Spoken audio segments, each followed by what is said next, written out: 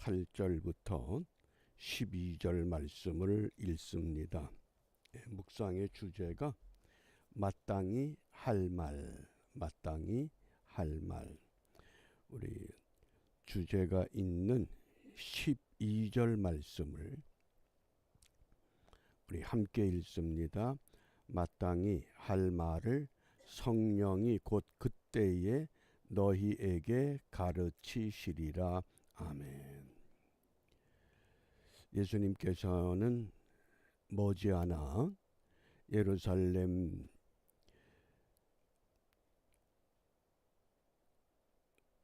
올라가시면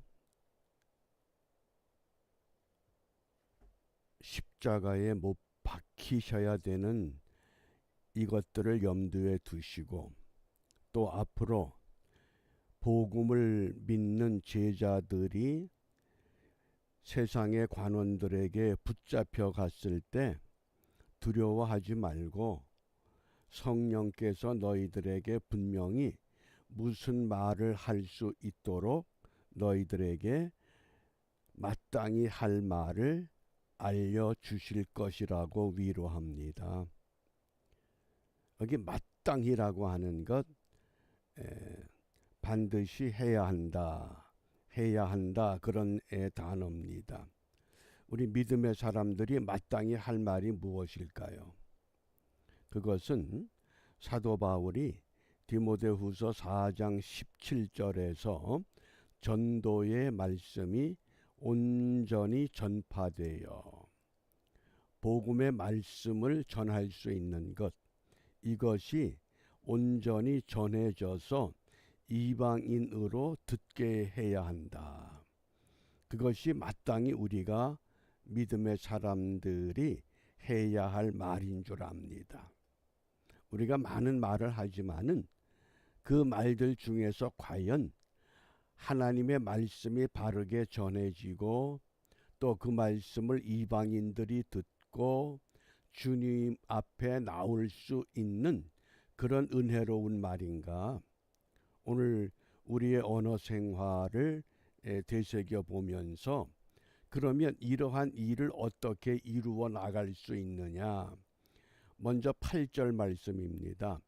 내가 또한 너희에게 말하노니 누구든지 사람 앞에서 나를 시인하면, 사람 앞에서 예수님이 나의 구세주가 되심을 시인하면 인자도 예수님도 하나님의 사자들 앞에서 저를 시인할 것이요.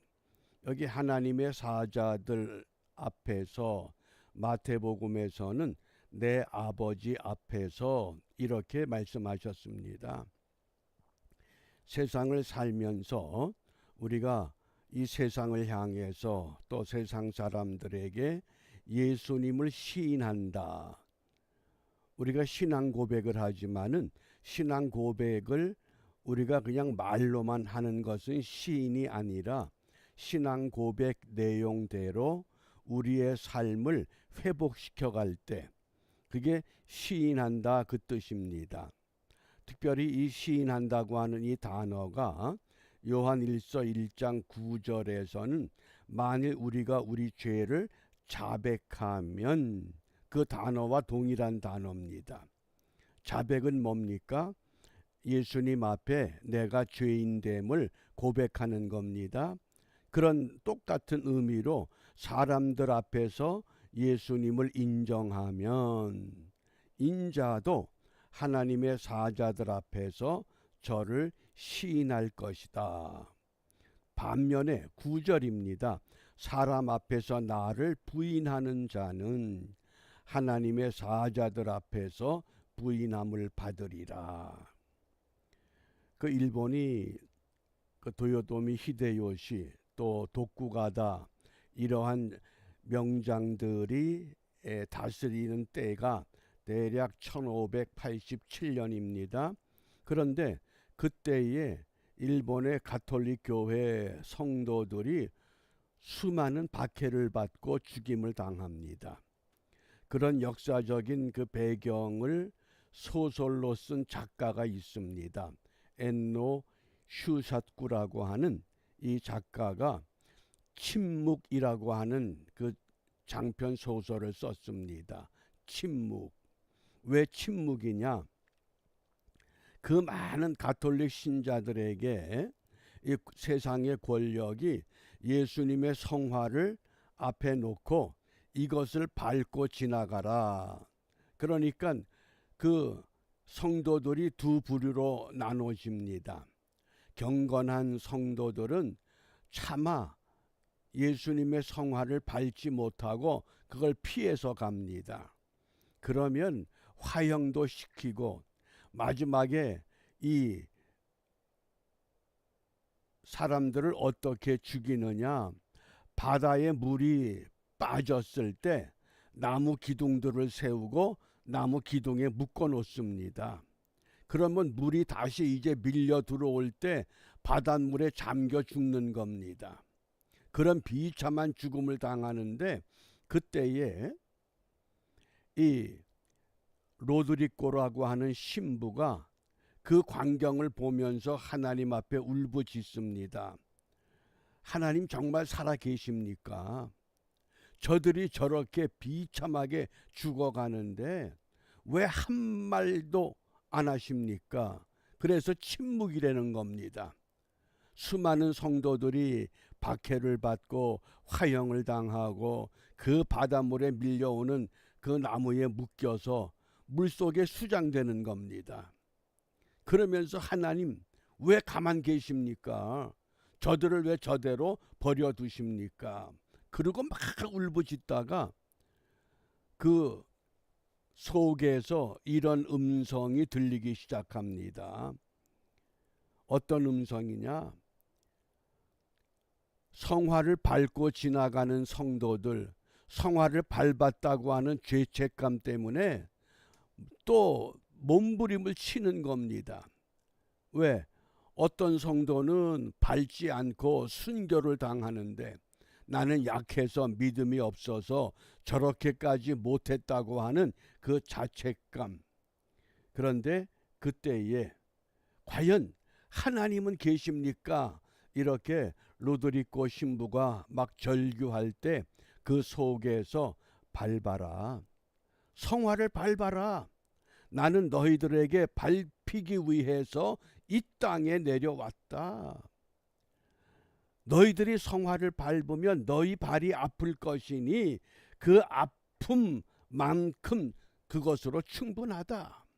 그러면서 성화를 밟았던 그 성도들의 그 안타까운 모습을 위로하는 음성이 들려온 겁니다. 순교하는 것만 잘한 것이 아니라 성화를 밟았던 그 자책하는 성도들, 그들 또한 하나님이 사랑하는 백성이다.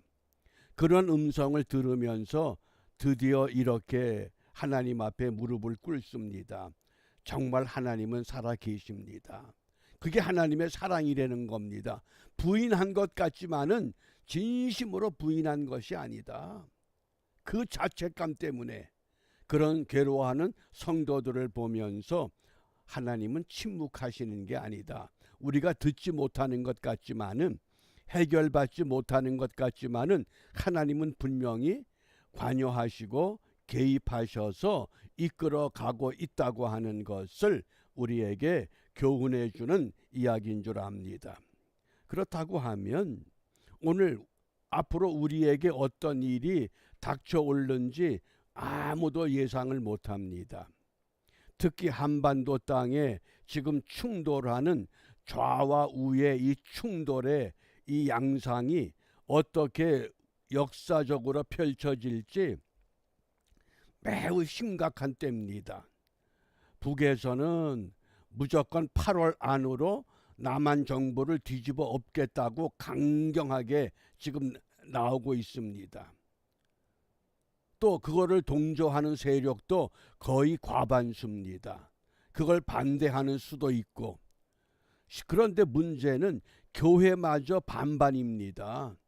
교회는 진리를 따라가야 되는데 진리를 따르지 않고 세상 풍조에 동조하는 이런 세력들이 너무 많다고 하는 겁니다.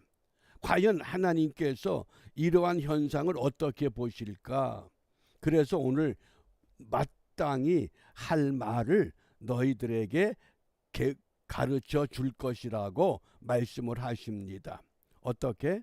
10절과 11절입니다. 누구든지 말로 인자를 거역하면 사하심을 받으려니와 성령을 모독하는 자는 사하심을 받지 못하리라.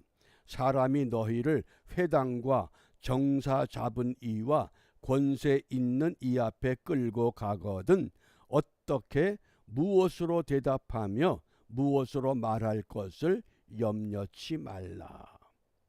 이미 모든 것들을 헤아리시는 하나님, 머리털까지 헤아리시는 하나님, 그 하나님께서 장차 너희들이 어떻게 될지 다 미리 알고 예비하고 계시겠다고 하는 약속이요, 위로요, 오늘 이 시대를 우리가 어떻게 살아야 하는가를 깨우쳐 주시는 말씀입니다. 그러므로 이 아침에 우리가 무엇을 기도하느냐? 골로새서 4장 6절에 보면 너희 말을 항상 은혜 가운데서 소금으로 고르게 함같이 하라. 은혜로운 말만 하자, 그런 뜻입니다. 은혜로운 말이 뭡니까? 나를 살펴볼 수 있는 언어, 또 나아가서 심령을 깨우칠 수 있는 언어. 어떤 육체를 자극하고 육체의 감각을 위로하는 것이 아니라 심령을 깨우칠 수 있는 말, 은혜로운 언어. 그래서 우리가 이 거룩한 언어, 거룩한 행실, 또 심사, 거룩한 마음의 뜻, 우리가 이러한 것을 회복해서 이 시대가 좌와 우가 충돌하는 시대입니다. 미국도 여전히 좌와 우와 지금 충돌하고 있습니다. 그걸 어디에서 느끼느냐? 재판의 판결이 공정치 않다는 겁니다. 이미 재판이 흔들리기 시작하면 하나님은 올바르게 이끌어가질 않습니다. 그래서 상당히 많은 사람들이 미국이 무너질 것이다, 이런 염려를 합니다. 그런데 이런 때에 정말 믿음의 사람들, 그리스도인들이 좀 깨어나서 우리가 먼저 이 세상을 회복할 수 있는 그런 은혜를 우리가 함께 결단하고 이 일을 위해서 헌신하는 은혜의 하루가 되시기를 바랍니다. 기도하겠습니다. 좋으신 아버지 하나님, 우리가 구하지 아니한 것, 해결받지 못한 것까지라도 미리 아시고 예비하시고 인도하시는 줄 믿고 감사함을 드립니다. 깨달음이 없을 때 깨달을 수 있는 지혜를 허락하여 주시고, 약할 때 강함 되신 주님과 더불어서 우리가 이 세상에서 비록 흔들릴지라도 무너지거나 넘어지지 않는 승리의 믿음의 길을 바르게 선택하고 그 길에서 온전히 주님만 따라가는 은혜로운 하나님의 백성들, 은혜로운 말을 통해서 사람들을 세워가는 일에 부족함이 없는 복된 하루가 되도록 축복하여 주시옵소서. 예수님 이름으로 기도합니다. 아멘.